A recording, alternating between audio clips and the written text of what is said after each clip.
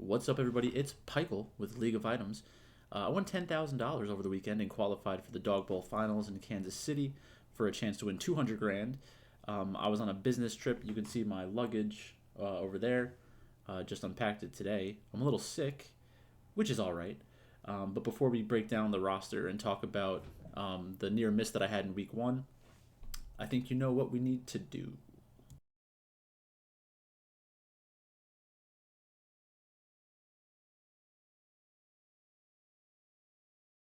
I'm doing this my way. He a legend, he a legend, he a legend. He a legend, he a legend, he a legend. He a legend. Welcome to the league, to the league, to the league, to the league, to the league of items. Welcome to the league, to the league, to the league, to the league, to the league of items. Pikel money, Pikel money, Pikel money. We making Pikel money. Payday, about to throw a rack on China. Need some DFS advice, where can I find some? League of Items got the sheet with all the lineups and all the stacks that you need to get to diamond. League of Items!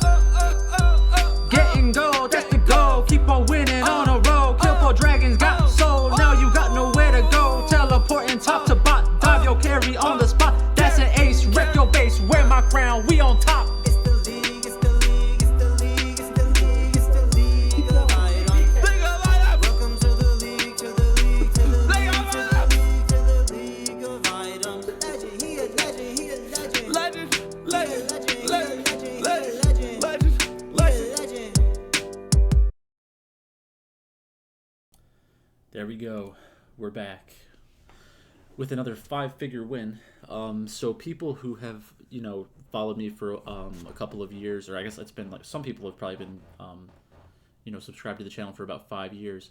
But yeah, my throat, my voice might sound weird because I'm not feeling great. But wanted to get this video out before the games on Sunday. So I'm gonna go over. We should do week one first. So I'm gonna go over what happened in week one, and then I'll talk about what just happened over the weekend. But before we do that, so I've won 5 figures in a lot of different contests, a lot of different sports, and the way that I do it is normally just by, learning a lot about the way that the contests work, how they function, the ways to get different, and that's really been my style for honestly, kind of in every walk of life.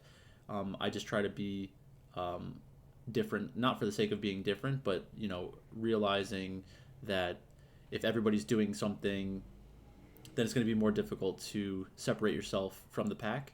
And it's been a successful way to do things. So it depends on what sport or type of gambling it is, but I'll go through some examples. So obviously most of the people in this on this channel would know me from League of Legends. So what I did was, back in the day, I realized that stacking was the right way to go, and other people did before me. But the thing that they didn't necessarily do as well as me is pick the teams that were less likely to win, or stack double underdogs, or build out a sheet that had all the different combinations, and then I can go through and just check, what teams, based on their Vegas odds, would be good combinations, or maybe potentially lesser owned. I would go against the grain for which players I thought were actually good players, because there were some players that were good for, they beat up on bad teams and stuff in League of Legends, and that really isn't the way to distinguish who the best players are, or identify who the best players are. And I always had my players that I didn't like very much, like Humanoid. So Humanoid's not even on the team right now. I don't know if there's anything else going on. I'm not trying to talk ill of somebody if he has some personal life stuff going on. But just from a League of Legends perspective, not that great.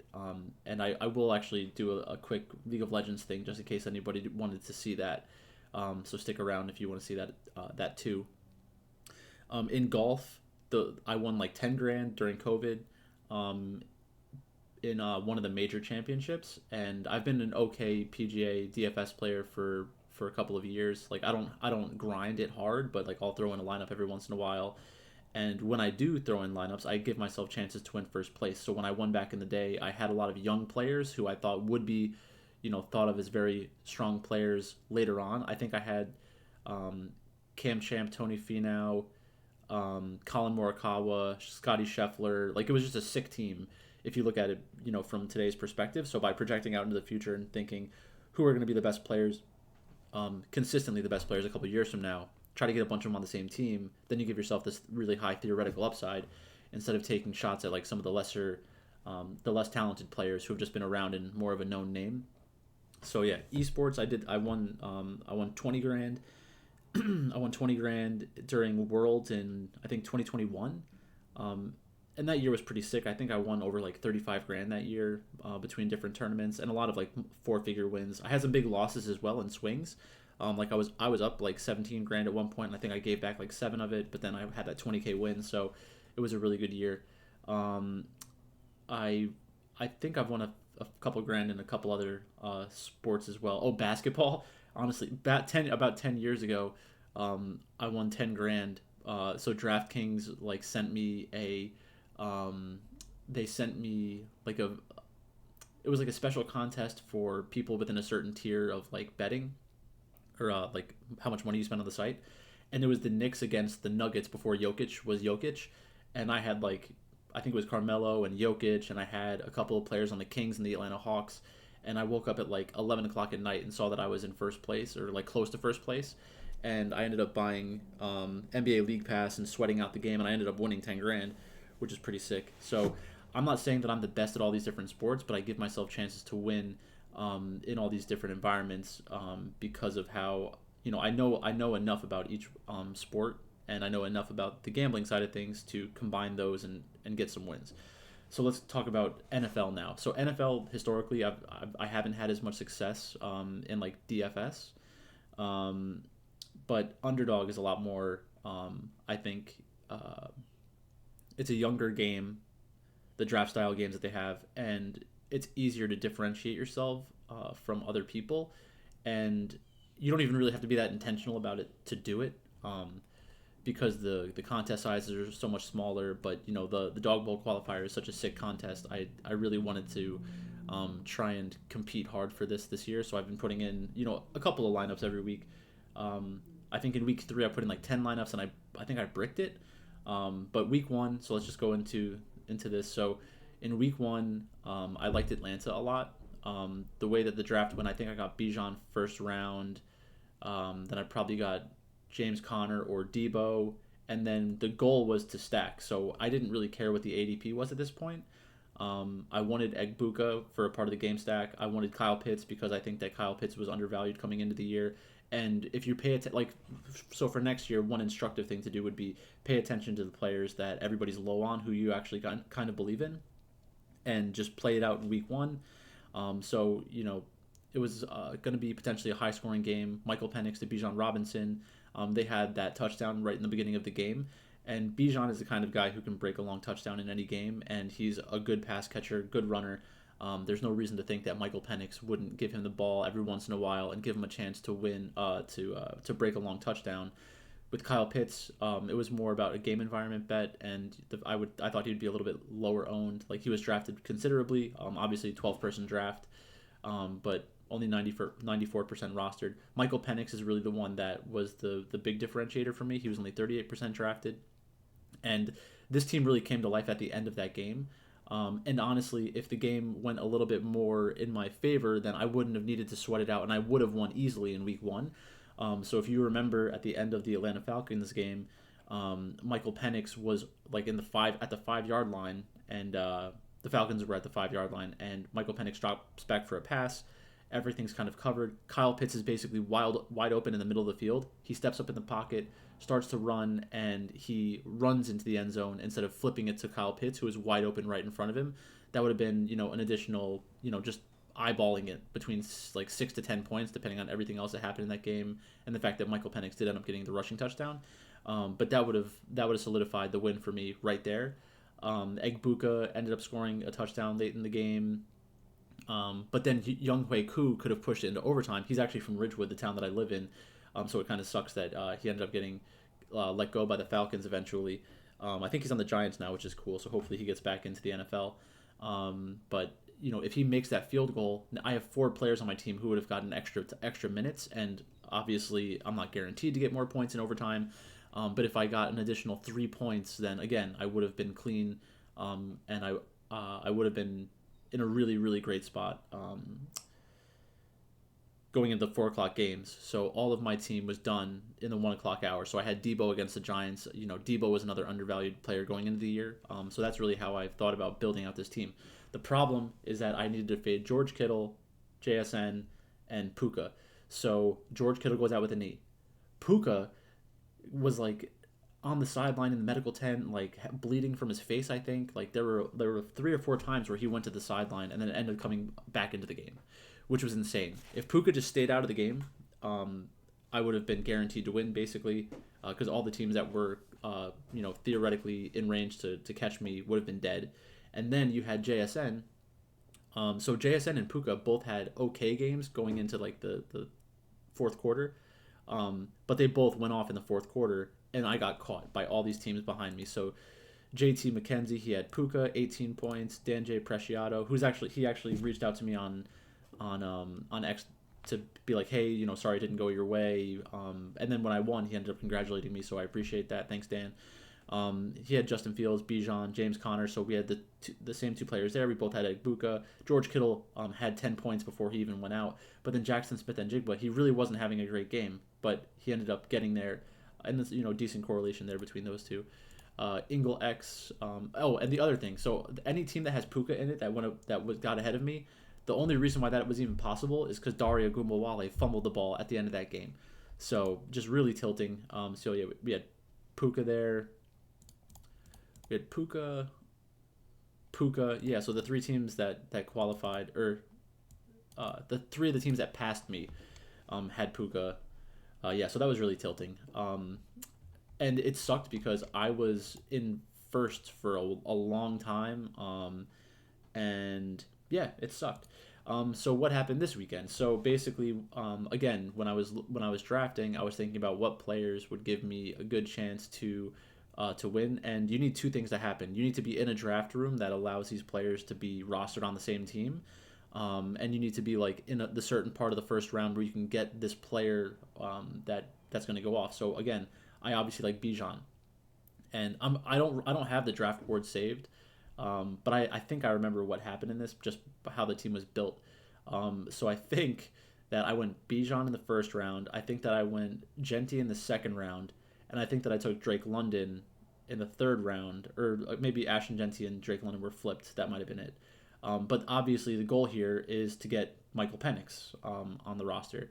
So I was probably waiting until round 4 for him. I think somebody might have just taken him naked away from me, which made me hard pivot at that turn, because I think I was drafting from the beginning of the first round, so I probably just double tapped Patrick Mahomes and Travis Kelce with the goal of doing a double stack with Mahomes, since I didn't get the Michael Penix stack. And you need to be flexible in the drafts or have like contingency plans ready. But again, so like Patrick Mahomes, one of the best quarterbacks of all time, everybody thinks that he's horrible now, which is hilarious. It's just that the team doesn't need him to operate that way a lot of the time. But I figured get Kelce, get Hollywood Brown, two players that have the upside of catching 1 or 2 touchdowns from him. Obviously, Tyquan Thornton ended up scoring a touchdown and had a good game, so I could have had Hollywood Brown or Tyquan Thornton, and I think I would have qualified. But yeah, so Ashton Genti was probably my favorite player going into last week, just because he's looked okay. The results haven't been there, the touchdowns haven't been there, but Chicago's defense has given up a decent amount of points to running backs. Specifically, I remember watching the Bears-Vikings game and watching Jordan Mason kind of come to life in the second half of that game. And since then, I think that teams have been able to run a little bit more successfully, or more willing to run against them as like the first option or the first choice. So, obviously a lot of things have to go your way for this to happen. I was fortunate that, Bijan caught another touchdown, I believe. Genti had, I think, 2 or 3 touchdowns. I think he caught 1 or 2 of them. Drake London had a pretty good game. Hollywood Brown ended up scoring a touchdown late, I think. Yeah, so that's basically it. I just wanted to get out a video to kind of show what had happened. So what's next? So next, in the beginning of December, there's the Dog Bowl finals. So when you win one of these top 3 positions, you get $10,000 cash. You get additional money to support, traveling to Kansas City for the finals event. That'll be a multiple day event. They have the day that you draft is on like Saturday, I think. Then obviously you live sweat everything on Sunday. They put you up in a hotel, which is cool. And then there's a separate tournament where first place is 200 grand. So I get 3 tickets, I get to participate in 3 separate drafts while I'm there because I won. I will try to get 2 more seats. I don't know how hard I'm going to go after it because I think it's already really cool to just be at this point. Theoretically, you can like spend a couple $1,000s trying to qualify for those last 2 seats, but the contest is 5,200 people, and I honestly don't have enough time during the week to draft 150 teams.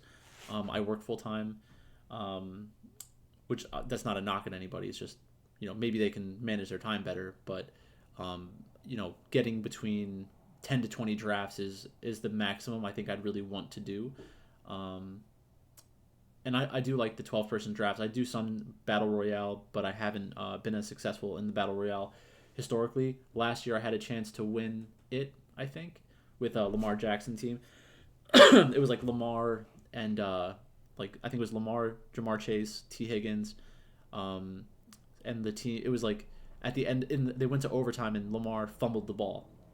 I think that was like the difference between a couple $1,000s and like 10 grand. But yeah, I'm happy things went my way. I do think I've been drafting pretty well, so it's nice to get some verification of that. In terms of other people to kind of shout out, Pete Overzet makes a lot of great content, is probably the best fantasy football content creator, especially for Underdog. I think that he approaches it in a really smart way. He's personable and knowledgeable, which are important things. Davis Smatic makes a lot of content. I don't agree with a lot of what he says, but the ability to continuously put out content and speak his mind is very helpful. And I said on the Guillotine League draft where I co-managed that team with Pete, a lot of the times I listen to Davis because I just want to know what the reasoning would be behind having like a negative opinion on someone and being like, well, that's not really a good reason. And then it kind of eliminates that reason from being a possibility for myself. And then I'm like, okay, I'm willing to draft this player in best ball or in like a daily draft. So just listening to other people's takes helps refine your own opinion, which is great. Dark Sheep, a friend of mine, he did really well in the Dog Bowl last year. We used to do some YouTube videos in the past for League of Legends during COVID, which was always a lot of fun. He reached out and he, consoled me when I lost in week 1, and he congratulated me in week 4. So thank you. I do appreciate that a lot. Same thing with like Mathology.